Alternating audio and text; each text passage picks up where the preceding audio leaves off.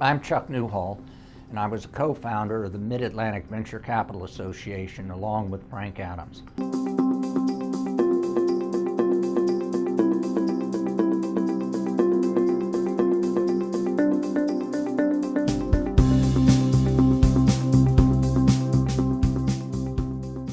So let's talk about the economic importance of what we've done in the region. Well, when we started MAVA, there were 4 firms. By mid-90s, there were 150 venture capital firms. You had healthcare ventures, which raised big funds. You had NEA, you had Growtech, T. Rowe Price, a whole bunch of others.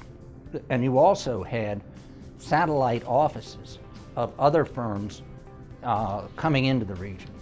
So not only did you have growth in the region, but because of the venture fairs, we were attracting a lot of people from California and Boston to come to our fairs. I would guess that the job growth was enormous. Between 91 and 94, the compound annual growth rates of the companies, venture-backed companies in the region, was 74%. And the compound annual growth rate of dollars flowing into the region was 80%. The 1990s, San Francisco had 879 venture-backed companies around that 2.5-hour drive on both sides of San Francisco. Boston had 365. The Mid-Atlantic had 475. We had surpassed Boston as a center of venture capital activity. And between 1990 and 95, Mid-Atlantic IPOs exceeded Boston IPOs 3 out of the 5 years. The job growth is also astounding. The figures that I have track only the Maryland jobs.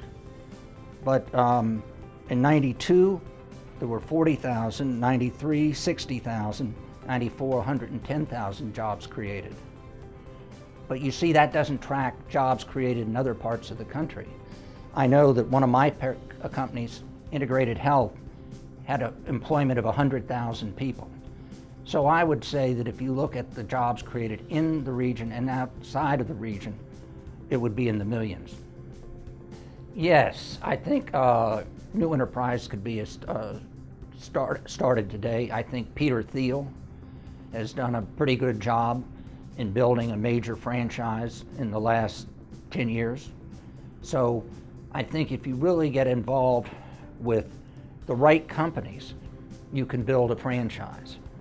Because what makes venture capital unique? It's the fact that you have a unique deal flow.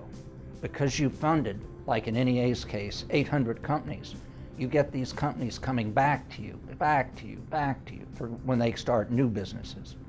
And so if you can build that coterie of what I call legacy venture deals, they will provide their own deal flow to you over time.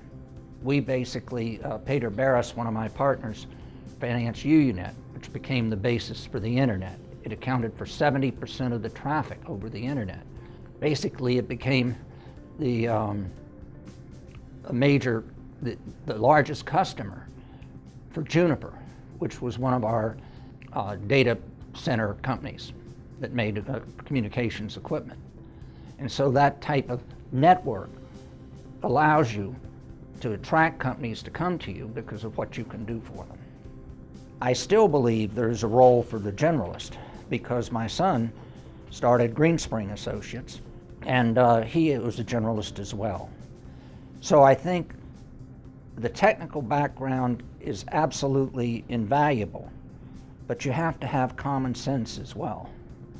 I think a lot of people who are specialized tend to go into the business and they think they can make the scientific judgments better than the entrepreneurs can.